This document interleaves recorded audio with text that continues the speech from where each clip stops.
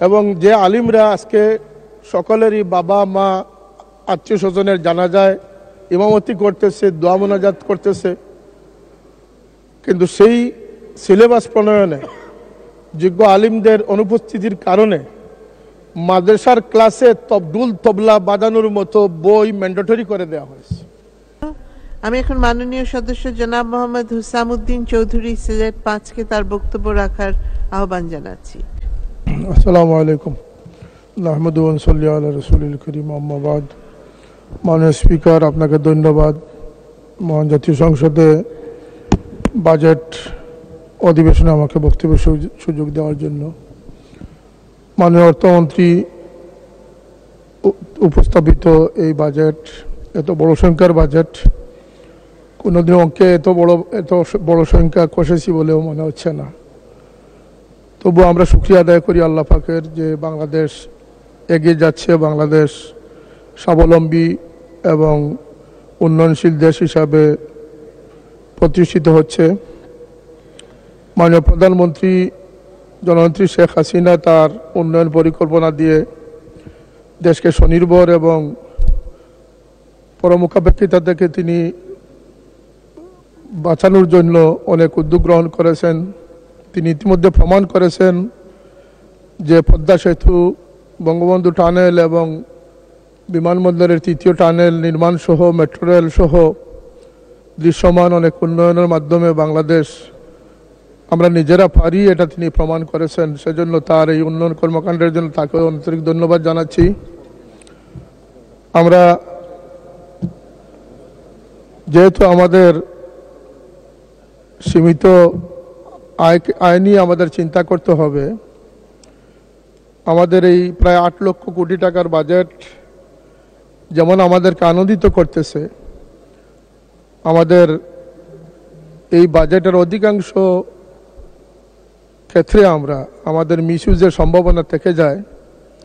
তল্পিবিহীন জুড়িতে আপনি যে কিছুই ডালেন না কেন সেটা থাকে না।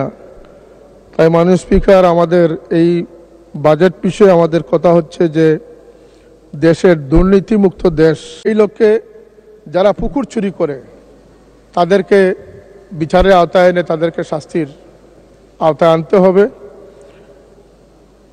একদম প্রথম সংসদ সদস্য নির্বাচিত হলাম, ভাবলাম যে একটি ট্যাক্স মুক্ত গাড়ি পাবো, এখানে আমাদের উপরে ট্যাক্স আরোপ করে দেওয়া হচ্ছে। জীবনের প্রথম স্বপ্নটি কি বাস্তবায়ন হবে না? এটি মাননীয় সংসদ সদস্য যারা আছেন আপনারা জানেন কত গাড়ি মিসইউজ হচ্ছে, পরিত্যক্ত অবস্থায় পড়ে আছে। সরকারের বিভিন্ন ডিপার্টমেন্ট এগুলো অব্যবস্থাপনায় রয়েছে। আর 300 জন সংসদ সদস্য একটি শুল্কমুক্ত গাড়ি পাবেন, তাও আবার 25% ট্যাক্স দিতে হবে। এটি আমাদের কাম্য নয় মাননীয় স্পিকার।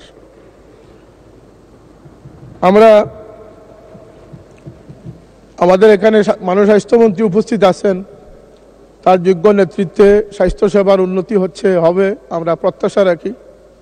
তিনি ইতিমধ্যে অনেক হাসপাতাল পরিদর্শন করেছেন, তার পরিদর্শনের ফলেও অনেক দুর্নীতি বা অনেক অনিয়ম চলে যাবে, এটা আমরা বিশ্বাস করি।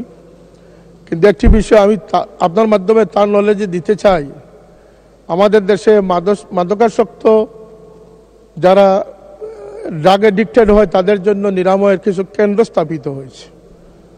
আমার কাছে কিছু তথ্য এমন এসেছে, আমি বিগত বছরখানেক থেকে যা উপলব্ধি করেছি, এখানে এই অজুহাতে, সামান্য অজুহাতে অনেক সময় অনেক সুস্থ মানুষকে নির্যাতন করা হয়, এমনকি তারা আত্মহত্যার পথ বেছে নেওয়ার ঘটনাও আমাদের কাছে রয়েছে, আমাদের সামনে রয়েছে। মাননীয় সদস্য, আর 1 মিনিট। আর একটু সময় দেন মাননীয় স্পিকার, আমি তো হুজুরদের পক্ষ থেকে একজনই মাত্র। বলুন 2 মিনিট। আমাকে আর 5 মিনিট সময় দেন প্লিজ, আমার কিছু কথা রয়েছে। আচ্ছা বলুন। Thank you. আমরা এই বিষয়টা এবং পাবনা মানসিক হাসপাতাল মানবিক কারণে, এবং আমাদের দেশে স্বরাষ্ট্রমন্ত্রী এখানে নেই, জেলের ভিতরে যারা কয়েদি রয়েছে, বন্দী রয়েছে, তাদের প্রতি মানবিক দৃষ্টিভঙ্গি নিয়ে তাদের সুবিধা অসুবিধাগুলো দেখা একান্ত উচিত বলে আমি মনে করি। আমাদের শিক্ষা ব্যবস্থায় আমূল পরিবর্তন আনা উচিত।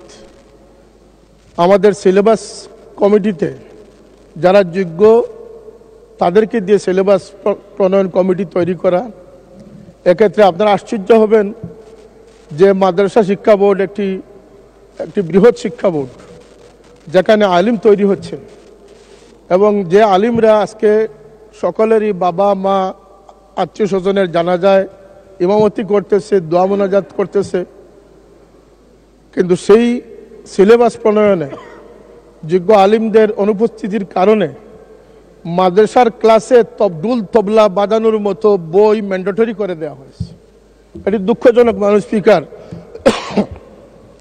আল্লাহ নবী সাল্লাল্লাহু আলাইহি ওয়াসাল্লাম বলেছেন যে আউয়ালু মা তাগান্নাসা ইবলিস, এই বাদ্যযন্ত্র হচ্ছে ইবলিস থেকে প্রতিষ্ঠিত। এখানে মাদ্রাসার স্বাতন্ত্র্য রক্ষা করা উচিত। আমি বলবো স্কুল কলেজ ইউনিভার্সিটির সিলেবাসেও যারা দেশপ্রেমিক এবং যারা শিক্ষাবিদ তাদের অংশগ্রহণে সিলেবাস তৈরি করা সময়ের দাবি। আমরা এ বিষয়ে জোর দাবি জানাচ্ছি যাতে এই অপ্রয়োজনীয় বইগুলো সিলেবাস থেকে সরিয়ে মানুষ গড়া যায়, মানুষ তৈরি করা যায়, দেশের সম্পদ মানব সম্পদ তৈরি করা যায়, সে ধরনের পাঠ্যপুস্তক প্রণয়ন করার প্রতি আমি জোর দাবি জানাচ্ছি। আমি আমার এলাকার দুই একটি দাবি এবং বৃহত্তর সিলেটের দুই একটি দাবি উপস্থাপন করতে চাই মাননীয় স্পিকার। একটি হচ্ছে যে আপনারা জানেন আকস্মিক বন্যায় গত 2022 সাল এবং আজকে 2024 সাল 360 আউলিয়ার স্মৃতিধন্য এই সিলেট তলিয়ে গেছে। শহরের অধিকাংশ স্থানে এমন কোনো বাসা নেই যেখানে কোমর পানি না হয়েছে। এই বন্যায় যে হাজার হাজার কোটি টাকার ক্ষতি হচ্ছে, সিলেটবাসী যে বন্যা প্লাবিত হচ্ছে, যদিও অনেক বিশেষজ্ঞরা মনে করেন যে মিঠামইনের এই সড়কটি অপরিকল্পিত হওয়ার কারণে, ব্রিজ কম থাকার কারণে সিলেটে আকস্মিক বন্যা হচ্ছে, সেটিও তলিয়ে দেখার সময়ের দাবি আমি মনে করি মাননীয় স্পিকার। আরেকটি প্রস্তাব আমি করতে চাই যে মাননীয় পানি সম্পদ মন্ত্রী মহোদয় এখানে আছেন, তিনি সিলেট সুনামগঞ্জ সফর করেছেন, আমাদের কনস্টিটিউয়েন্সির খবর তিনি নিয়েছেন, ধন্যবাদ তাকে। কিন্তু এই সংসদ অধিবেশনের পরপরই তিনি সিলেটে গিয়ে, আমরা আমন্ত্রণ জানাচ্ছি সিলেটের সংসদ সদস্য যারা আছি আমরা সবাই উপস্থিত থাকব, এখানে সিলেটের মেয়র সহ আমরা গণ্যমান্য সবাই উপস্থিত থেকে এর কারণ এবং প্রতিকার চিহ্নিত করা খুবই প্রয়োজন বলে আমি মনে করতেছি। এ বিষয়ে মাননীয় মন্ত্রী উদ্যোগ নেবেন, আমাদের পক্ষ থেকে যে সহযোগিতার প্রয়োজন সেটা। এবং এখানে সুরমা কুশিয়ারা খননের ব্যাপারটা এসেছে, এই নৈবতা হারানো নদীগুলোর কারণে এটি একটি অন্যতম কারণ। আমার সংসদীয় আসনের একটি থানা হচ্ছে কানাইঘাট উপজেলা, যেখানে লুবা কুয়ারিতে ভারতের পাহাড়ি ডল থেকে নেমে আসা 1000 কোটি টাকার পাথর প্রতি বছর আমদানি হতো। এ থেকে সরকার 25-30 কোটি টাকা রাজস্ব আদায় করত। এটাকে সুনিয়ন্ত্রিত করলে 100 কোটি টাকা রাজস্ব আদায় করা সম্ভব হবে। এই পাথর কুয়ারিতে 1000 কোটি টাকার পাথর জব্দ করে রাখা হয়ে গেছে।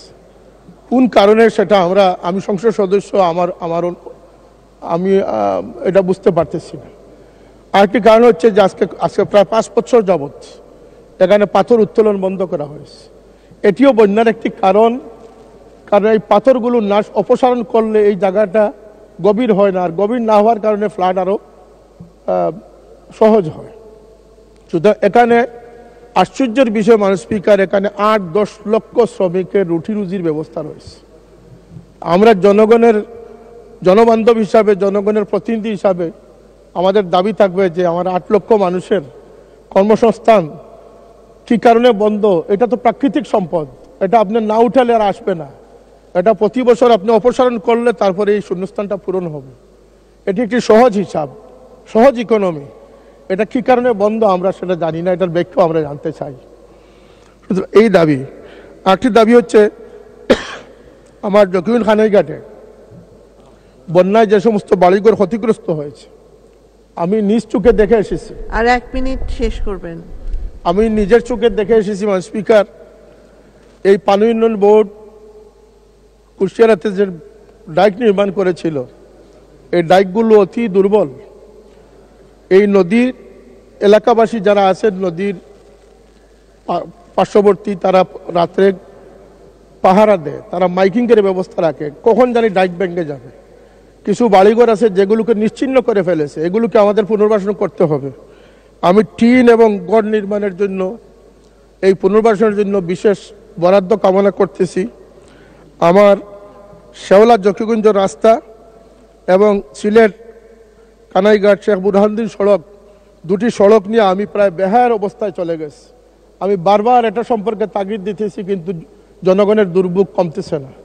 এটিকে আমি অনুরোধ করব যে এটা সড়ক জনপথে নিয়ে, এটা এলজিডি থেকে সড়ক জনপথে নেওয়ার ব্যবস্থা করার জন্য আমি ওদের আহ্বান জানাচ্ছি। মাননীয় স্পিকার, যেহেতু আমার সময় নেই, আমার আর কিছু কথা বলার ছিল, তবুও আমরা আপনাকে অসংখ্য ধন্যবাদ।